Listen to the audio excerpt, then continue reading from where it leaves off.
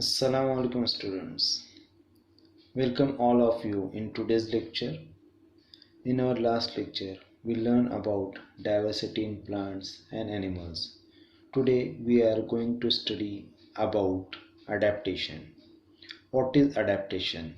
The definition of adaptation is gradual changes occurs in the body part and also in the behavior of organism which help them to adjust their surroundings. Such changes are called adaptation, जिसका उर्दू में मायने है हर जानदार जिस माहौल में रहता है इससे मुताबिकत कायम करने के लिए इसके जिस्मानी अज़ा और ज़िंदा रहने के तरीके में वक्त के साथ साथ होने वाली तब्दीली को तवाफ़ुक़ कहते हैं.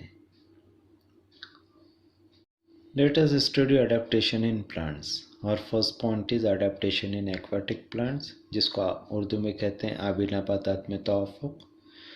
In aquatic plants, some plants firmly rooted in soil and submerged stems. Some plants entirely afloat with floating roots while submerged in water. Stems and petioles are soft, flexible.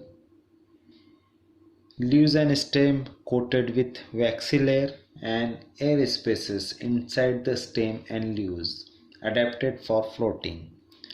आबी ज़खायर में पाई जाने वाली नबातात में चंद नबातात की जड़ें तहनशीन मिट्टी में मजबूती से गड़ी हुई होती हैं. इनके तने पानी में डूबे हुए होते हैं, जबकि पत्ते और फूल पानी पर तैरते रहते हैं. कुछ नबातात जड़ों के साथ पानी पर तैरती हैं. अक्सर आबी नबातात के पत्तों और तनों पर पतली मोम की झिल्ली पाई जाती है. कुछ नबातात के पत्ते कम चौड़े फीते जैसे पतले होते हैं, इसलिए ये नबातात पानी के तेज़ बहाव को बर्दाश्त कर सकते हैं. पत्तों के डंठल और तनों में पाए जाने वाले हवा के खाने इन नबातात को तैरने में मदद देते हैं. और second point is adaptation in desert plants, रेगिस्तानी इलाकों की नबातात में तवाफ़ुक़. Leafless or leaves like small needles.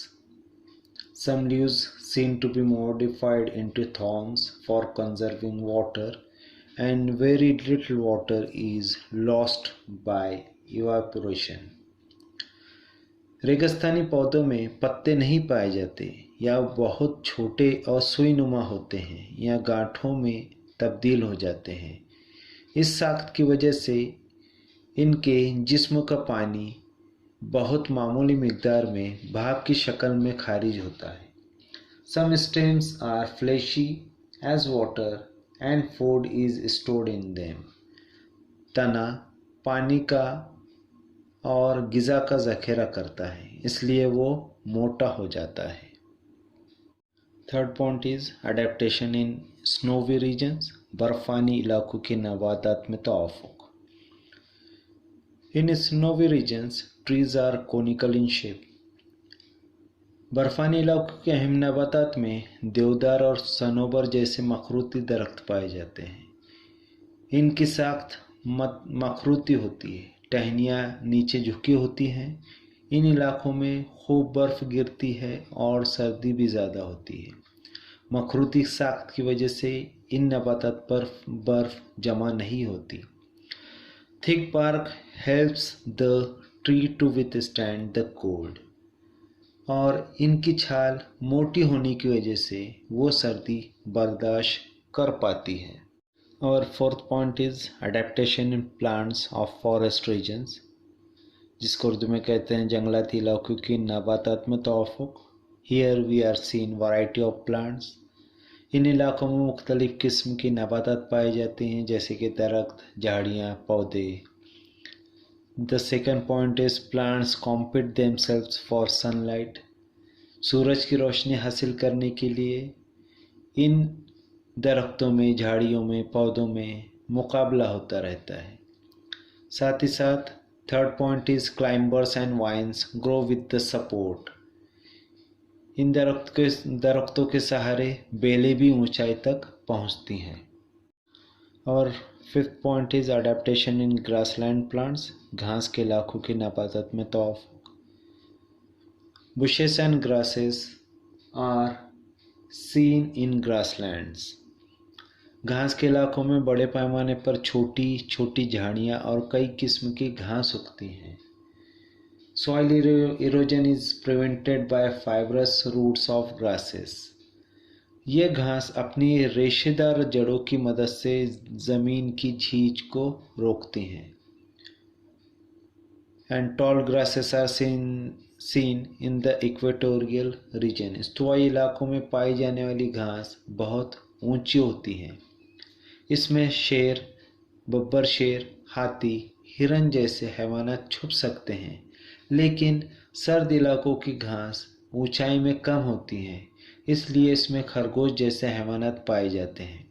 पहाड़ों की ढलवानों, सतह मुर्तफ़ा और मैदानी इलाकों में बड़े पैमाने पर चरागाहें नज़र आती हैं।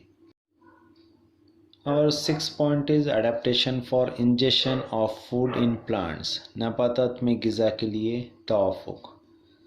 Most of plants are autotrophic while some are parasitic. ज़मीन पर पाई जाने वाली अक्सर नबातात खुद कफ़ील होती है, यानी कि वो अपनी ग़िज़ा खुद तैयार कर सकती हैं, लेकिन अमरबेल जैसी चंद नबातात गैर कफ़ील होती हैं। Plants like Drosera, Venus flytrap consume insects to fulfill their need for nitrogen. नबातात की नशोनुमा के लिए नाइट्रोजन, फास्फोरस और पोटाशियम की ज़रूरत होती है।